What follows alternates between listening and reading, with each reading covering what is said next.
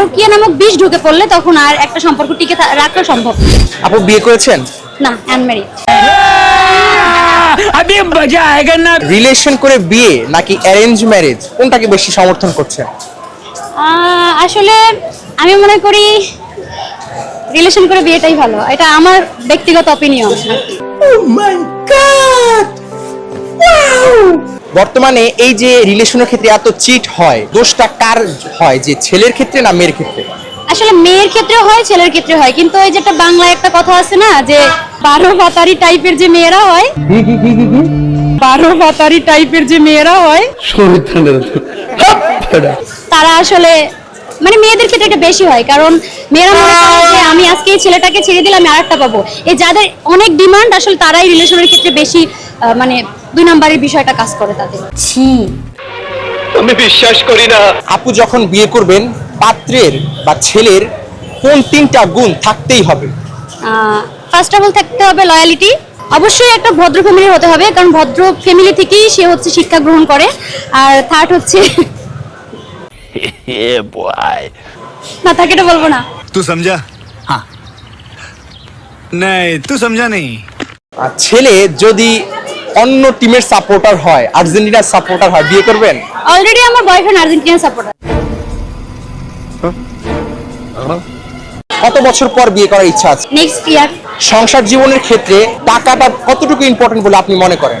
টাকা আসলে সর্বসুখ না, কিন্তু টাকাটা দরকার, এটা আমি মনে করি। একদম যদি আমি এখন আপনাকে বলি টাকা দরকারই নেই, টাকা দরকারই নেই, টাকা দরকারই নেই, शाबाश बेटा। আমি ভুল বলবো, কারণ আমি একটা মানুষকে ভালোবেসে মানে তার সাথে আমি আর যাই হোক গাছতলায় থাকতে পারবো না। আমি একটা মানুষকে ভালোবেসে মানে তার সাথে আমি আর যাই হোক গাছতলায় থাকতে পারবো না। আজ আমার সব ধারণা পাল্টে গেছে। ভালোবাসা ভালোভাবে ফিল করার জন্য ভালো একটা পরিবেশ দরকার। আপনার ভিডিও যে সকল মেয়েরা দেখবে, তাদের উদ্দেশ্যে রিলেশন টিকিয়ে রাখার জন্য কয়েকটা টিপস আমাদের দিবেন।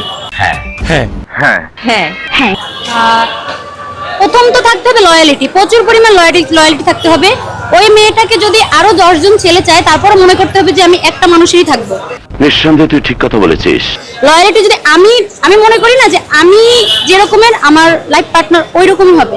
আমি যদি মানে লয়ালিটিটা আমি ক্যারি করি, আমার অপোজিটের মানুষটা একই হবে এবং রিলেশনটা দীর্ঘদিন টিকে থাকবে, এটা আমি মনে করি।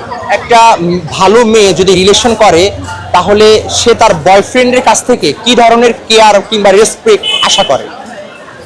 এটা তো আপনি বলে দিলেন ভাইয়া। রেসপেক্ট কেয়ার এটা হচ্ছে 100 পেতে হবে, কারণ আমরা মেয়েরা এটাই চাই ভাইয়া। আসলে এটা ছাড়া আমরা মেয়েরা খুব একটা আগাতে পারি না রিলেশনে। তখন হয় কি 6 মাস 1 বছরের ভিতরে রিলেশনটা ব্রেকআপ হয়ে যায়। একটা রিলেশন টক্সিক হয়ে যাওয়ার পেছনে মূল কারণ কোনগুলো থাকতে পারে বলে আপনি মনে করেন? প্রথম হচ্ছে রাগ, তারপর হচ্ছে দুইজন দুজনকে না বোঝা। এই জিনিস এইটা সবচেয়ে বেশি, মানে রাগটাই টক্সিক হয়ে যায়। যখন দুইটা মানুষের প্রচুর রাগ থাকে, তখন হচ্ছে শুরু থেকেই টক্সিক হয়ে যায়। বাংলাদেশের প্রেক্ষাপটে একটা মেয়ের জন্য ক্যারিয়ার আর সংসার কোনটা বেশি ইম্পর্টেন্ট বলে আপনি মনে করেন? আসলে ভাইয়া আমার দিক থেকে মনে করি, এটা আমার ব্যক্তিগত ইচ্ছা পোষণ করলাম, আমি মনে করি আমার ক্যারিয়ারটাই আগে নেওয়া উচিত। আমি ক্যারিয়ারটা আগে নিব। আপনি যদি চয়েস করতে বলেন, আমি ক্যারিয়ারকে নিয়ে তারপর হচ্ছে আমি সংসারটা ম্যানেজ করে নিই।